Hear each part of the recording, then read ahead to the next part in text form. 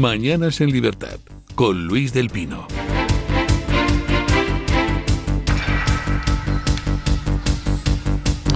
Siete y 30 minutos, no, 7:33, 6:33 en Canarias. Vamos con las noticias de las 7:30 con la ayuda de don Eric Gutiérrez.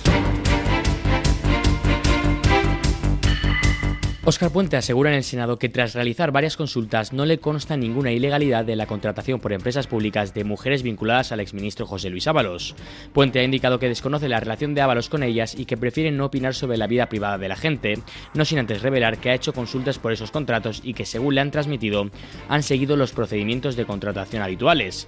Por otro lado, Puente ha asegurado que en ningún momento se reunió con Víctor de Aldama. Pues se lo voy a decir de manera clara y rotunda para que no quede ninguna duda. No me he reunido jamás con ese señor, no le conozco, no me he cruzado con él, al menos que yo tenga memoria, ni por un pasillo en mi vida. Y mientras yo he sido ministro, que me conste a mí, no ha pisado por el ministerio. En lo respectivo al caso Koldo, el ministro de Transportes ha comentado que ha visto a Koldo García máximo 2 veces en su vida. Ya no estoy seguro si fueron 2 o fue una, pero fueron con ocasión de 2 visitas oficiales de José Luis Ábalos como ministro, siendo yo alcalde de Valladolid. Koldo García le acompañaba y son las 2 veces que yo recuerde haberle visto en mi vida. No sé si le he visto en algún acto de partido, algún mitin, pero no me he reunido con él. Pues resulta preocupante, ¿no?, lo que dice Óscar Puente. No digo lo de Koldo, si se ha reunido con él o no se ha reunido con él, lo de Aldama, si se ha cruzado en un pasillo o no se ha cruzado en un pasillo, no, digo lo de Óscar Puente sobre Ábalos y sus amigas. Óscar Puente dice que ha consultado y que no hay irregularidades en la contratación y que él no entra en las relaciones que tuviera Ábalos con esas personas. Hombre, es que la cuestión es las relaciones que tuviera Ábalos con esas personas. Si yo accedo al puesto de, yo qué sé, ministro de Transportines Eléctricos y nombro a mi hermano vicearchipámpano para la exportación de transportines eléctricos a Ruanda, Burundi, con un sueldo, pues puedo haber seguido todos los trámites administrativos oportunos, pero seguiría siendo inmoral y seguiría siendo un robo, porque evidentemente no existe ninguna necesidad de exportar transportines eléctricos a Ruanda, Burundi, y por tanto, pues tener ahí a mi hermano cobrando un sueldo público por algo perfectamente prescindible y además siendo mi hermano, pues sería inmoral y además podría caer en el delito de malversación, que es lo que le pasa, por ejemplo, al hermano de Sánchez. Si no había necesidad de contratar a nadie y se contrata al hermano de Sánchez, pues ahí podemos estar ante un delito de malversación de caudales públicos. Otra cosa es que hubiera una necesidad, hay una oposición, se presenta el hermano de Sánchez y la gana. Bueno, pues ahí a lo mejor puede haber habido en el tribunal un deseo de verle con un poquito más de mirada favorable que a otros candidatos, pero bueno, no sería una malversación de caudales públicos, a menos que se demostrara una preferencia rara por el hermano del presidente, y aún así, pues eso no sería delito de malversación de caudales públicos, sería otra cosa. Pero en el caso de Ábalos y sus amigas, la cuestión, señor Óscar Puente, es que independientemente de la existencia de delito o no, colocar a los amigos en un puesto público muy moral no parece, y por tanto me preocupa que usted no vea nada raro. ¿Ha colocado usted a amigos o amigas en algún puesto público, señor Óscar Puente? Digo, porque si lo ve como normal lo de Ábalos, pregunto, ¿ha caído usted en esa tentación en algún momento? Y segundo, que pueda haber irregularidades o no, no depende solo de que se hayan seguido los procedimientos, es decir, de que en la empresa pública esa pues hicieran el contrato en condiciones y lo llevaran a la Seguridad Social para dar de alta a la persona. No, eso son formalidades. La cuestión es, ¿había necesidad de contratar a alguien?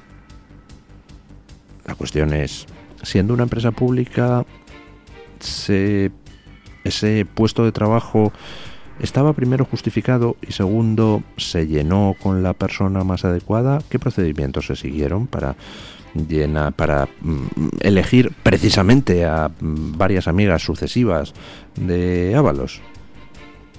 Porque ya es casualidad, que siempre fueran las mejor preparadas para el puesto. Óscar Puente pues no quiere mojarse y pretende que no le salpique. Bueno, también es humano, ¿no?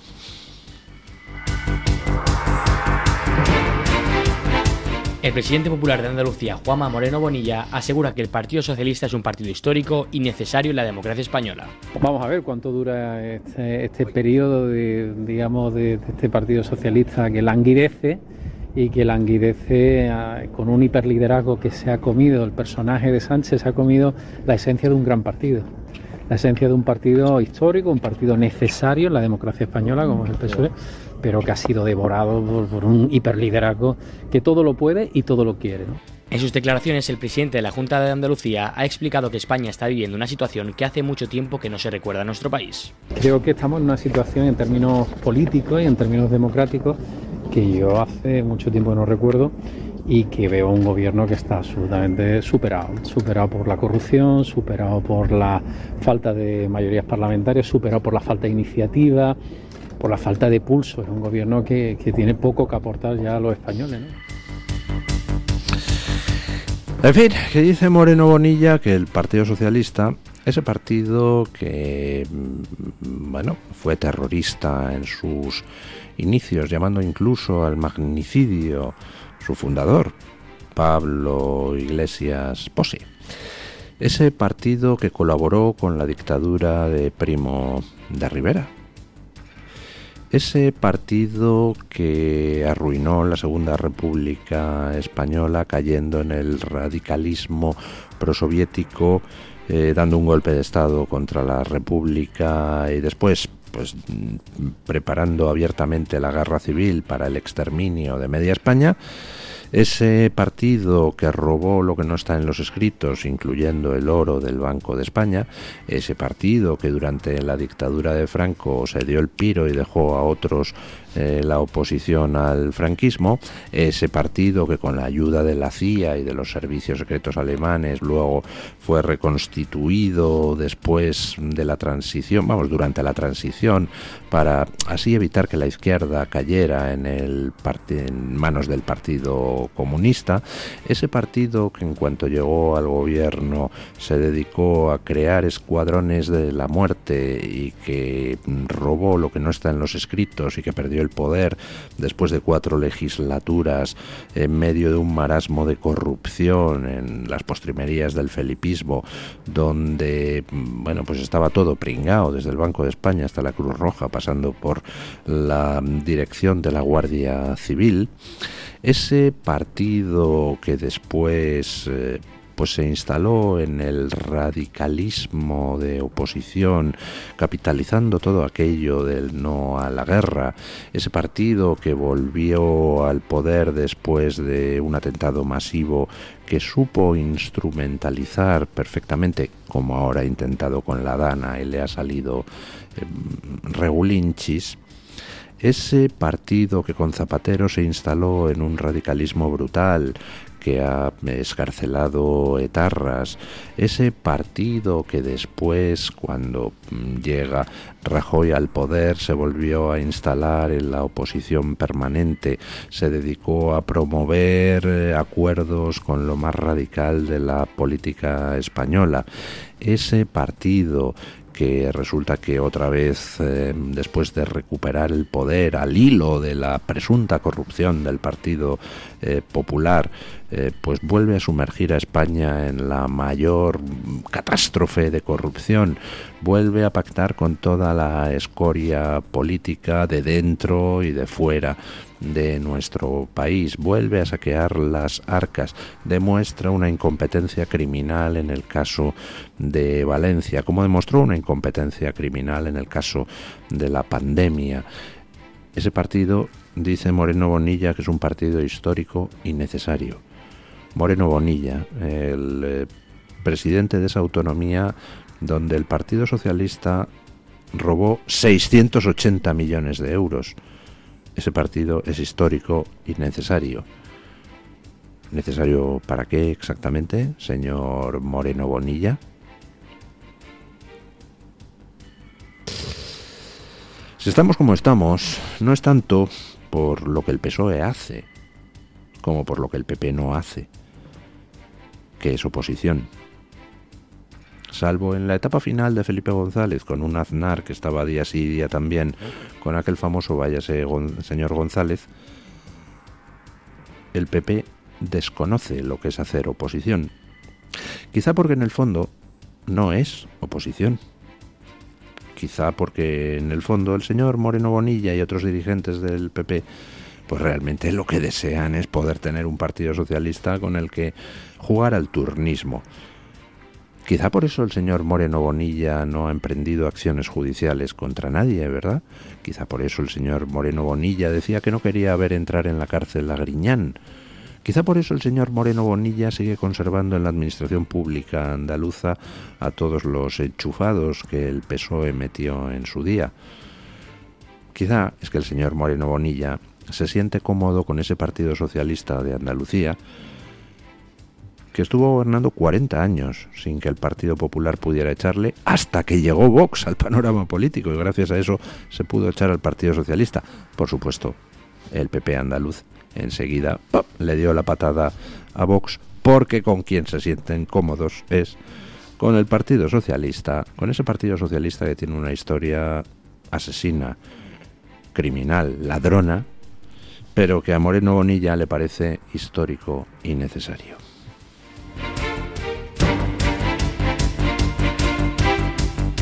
Los diputados del PSOE andaluz junto a los de Adelante Andalucía abandonan el Parlamento andaluz tras llamar Vox a UGT sindicato corrupto. Y ahora tiene usted, señor Moreno, que decidir si quiere ser el número 1 de la corrupción sindical en Andalucía. Y se lo digo por esa sentencia que hemos conocido hace pocos días. Mire, señor Moreno, como usted conceda 1 céntimo de euro a esos sindicatos corruptos, y ya se puede decir, porque ya hay sentencia, a esos sindicatos corruptos del presupuesto de los andaluces, señor Moreno, usted va a ser responsable de la corrupción sindical en Andalucía. Como usted, señor Moreno, les conceda un trato de favor, una dilatación en los pagos, usted va a ser cómplice de la corrupción sindical en Andalucía. La controversia se ha iniciado a raíz de la intervención del portavoz del grupo parlamentario Vox, Manuel Gavirán, en su pregunta dirigida al presidente de la Junta, Juanma Moreno Bonilla, en la que ha aludido a la sentencia de la Audiencia de Sevilla, conocida este pasado miércoles, que condena a exaltos cargos del sindicato UGT, entre ellos quien fuera su secretario general Francisco Fernández, por fraude en subvenciones. Tras esto ha tomado la palabra el líder del PSOE andaluz, Juan Espadas, quien ha pedido al presidente del Parlamento, Jesús Aguirre, que retirase del diario de sesiones las palabras relativas a sindicatos corruptos pronunciadas por Gavira. No me ha contestado, señor presidente, si va a retirar o no las palabras. Señor Gavira, le pido por parte de que retire la palabra ofensiva dirigida a un sindicato. ¿Sí o no? No le pido explicación, ¿sí o no? Es que hay una sentencia que los condena. Señoría, ¿sí o no? No. Bien, se retira por parte de la mesa la palabra ofensiva. Señoría, no tiene la palabra. Tras esta intervención, los diputados del PSOE han comenzado a retirarse del salón de plenos.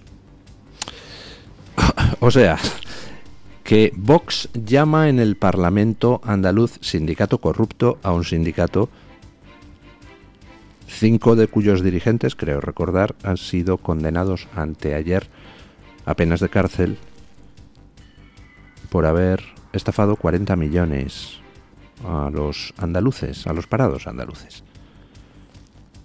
Vox llama sindicato corrupto a ese sindicato que acaba de ser condenado por enésima vez. Y entonces el del PSOE dice que eso es intolerable, que se retire del acta, y el presidente de la mesa, que es del PP, dice que lo retira del acta. Pero y entonces los del PSOE van y se van muy dignos de la sesión. Pues vamos, que se vayan todo lo que les salga del pito. El UGT es corrupta. Pues hombre, si sus sindicatos, si sus dirigentes son condenados por corrupción, si se demostró en el caso de los ERES, pues toda una serie de trapacerías y de corruptelas, ¿cómo no va a ser corrupta? Pues claro que es corrupta. Lo único, un reproche al portavoz de Vox en el Parlamento andaluz. Corrupto vale que les llame, lo son. Ahora, sindicato. Ya quisiera UGT ser un sindicato. Hombre, un sindicato es algo que representa a los trabajadores, que vive de las cuotas de sus trabajadores y por eso se debe a los que pagan las cuotas. UGT es una farsa corrupta, que a lo que se dedica es a fingir que representa los intereses de los trabajadores para poner el cazo en forma de subvenciones y así proporcionar la excusa a los gobiernos del PSOE y del PP para decir he hablado con los representantes sociales. Usted no ha hablado con nadie, usted ha hablado con el mayordomo, al que le ha puesto ahí a fingir que es sindicalista. Así que don Manuel Gavira, por favor, no ofenda a usted. No llame sindicato a quien no lo es. UGT son unos farsantes corruptos, eso sí. Bueno, y peculiar giro de guión en el Parlamento valenciano. Escuchen esto.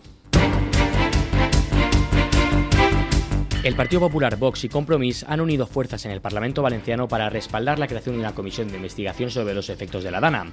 El objetivo de esta comisión será esclarecer tanto las causas de este fenómeno meteorológico como las actuaciones llevadas a cabo por las distintas administraciones públicas durante aquellos trágicos días. Para cumplir con su labor, la comisión estará facultada para solicitar comparecencias y documentación a las administraciones implicadas, incluyendo al Gobierno de España. El ámbito de investigación se extenderá a lo largo de 12 meses, tiempo durante el cual se analizarán no solo las causas de la Dana en toda la comunidad valenciana, sino también la gestión realizada por todas las instituciones. Esto abarca ayuntamientos, diputaciones provinciales, la Generalidad Valenciana e incluso el Gobierno central de Pedro Sánchez. Vamos a ver. Antes de ayer salía Pedro Sánchez en el Congreso a decir que lo de la Dana era culpa del cambio climático y de Mazón. Ajá. Vale. Muy bien. Ayer el Parlamento valenciano acuerda crear una comisión de investigación sobre la Dana para analizar pues, las causas y los efectos, incluido el comportamiento de las administraciones públicas, y votan a favor el PP, Vox y Compromís. Y el PSOE vota en contra. ¡Caramba! O sea, que dice Pedro Sánchez que la culpa de la Dana es del cambio climático y la culpa de la inexistente asistencia a las víctimas de la Dana es de Mazón, pero que no quiere crear una comisión de investigación para llamar a declarar a los representantes de las distintas administraciones y en la que se analice lo que pasó antes, durante y después de la Dana. ¿Ah? ¿Pero y eso, queridos socialistas? ¿No es culpa de Mazón? ¿No es culpa del cambio climático? ¿Qué problema hay con una comisión de investigación que hasta vuestros socios de Compromís apoyan? La gente de Compromís, pues es esa gente que mientras abusaba de una menor en un centro tutelado por parte del que era marido de una dirigente de Compromís, pues miraban todos a otro lado. Cuando se producen las condenas, pues salieron todos a defender a Mónica Oltra de las acusaciones. La gente de Compromís es, en fin, ese tipo de gente poco recomendable. Pero en esto de la Dana, mira tú por dónde han estado listos. O bueno, o han estado moralmente acertados, según les presupongamos buena o mala intención. Porque resulta que el día de la Dana, al día siguiente, cuando ya empezaban a llegar las cifras de muertos, resulta que el único socio de Sánchez que dijo yo no me quedo aquí en el Congreso a debatir sobre el nuevo Consejo de Radiotelevisión Española, porque hay gente que ha muerto y está muriendo en Valencia, y se piraron junto con PP y Vox del Congreso.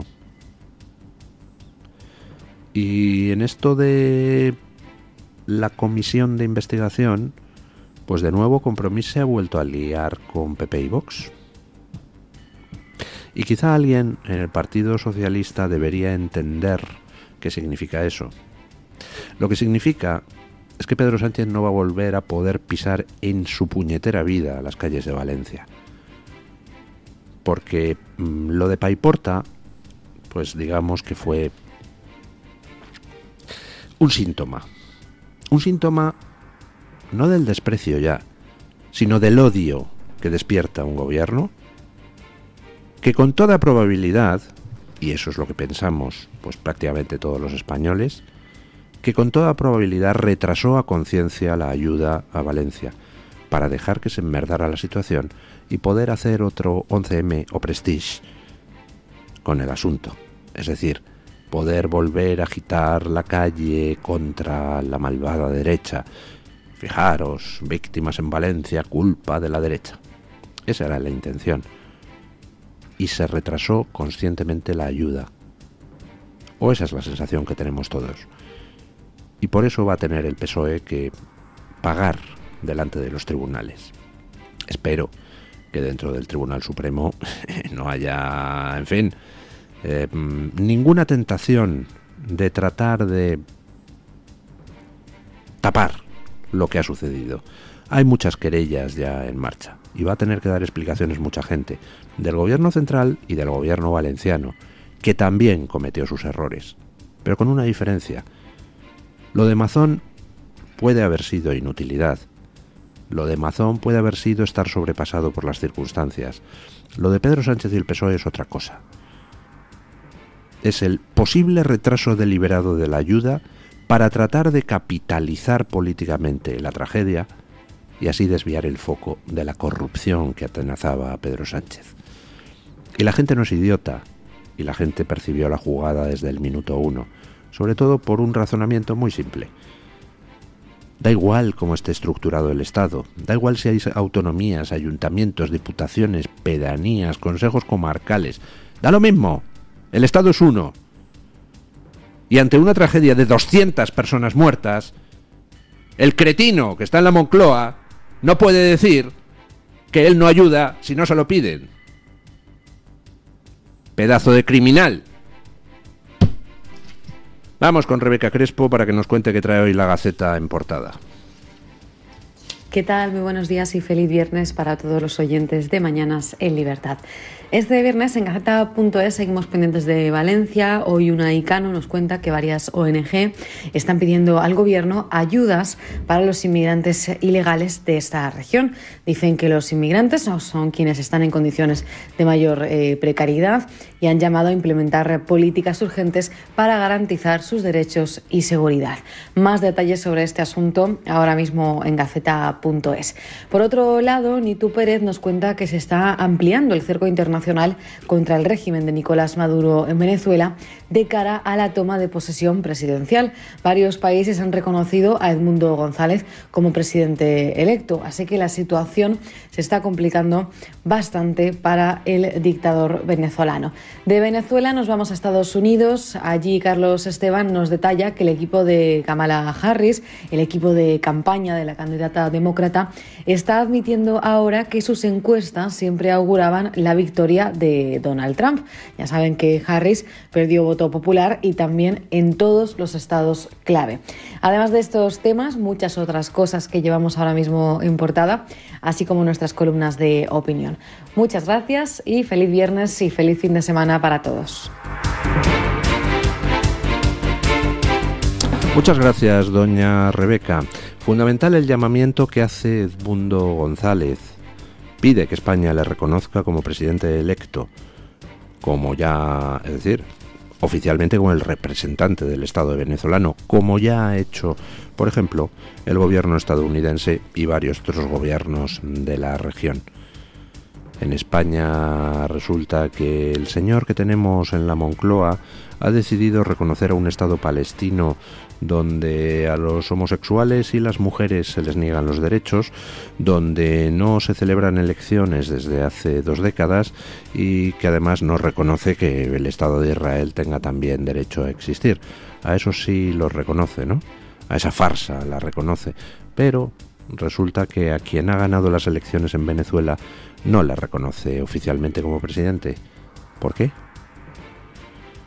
No sé, tendremos quizá que preguntar a Delcy Rodríguez, ¿no? Bueno, vamos con las noticias de las 8 después de una breve pausa publicitaria. Los de la Ley de Memoria Democrática acaban de borrar de la historia a los dos primeros presidentes democráticos, Adolfo Suárez y Leopoldo Calvo Sotelo. Lo hizo ayer Pilar Alegría, la dicharachera portavoz, en una intervención gloriosa, donde, por cierto, ya empieza a reconocer algunas de las cosas de Begoña.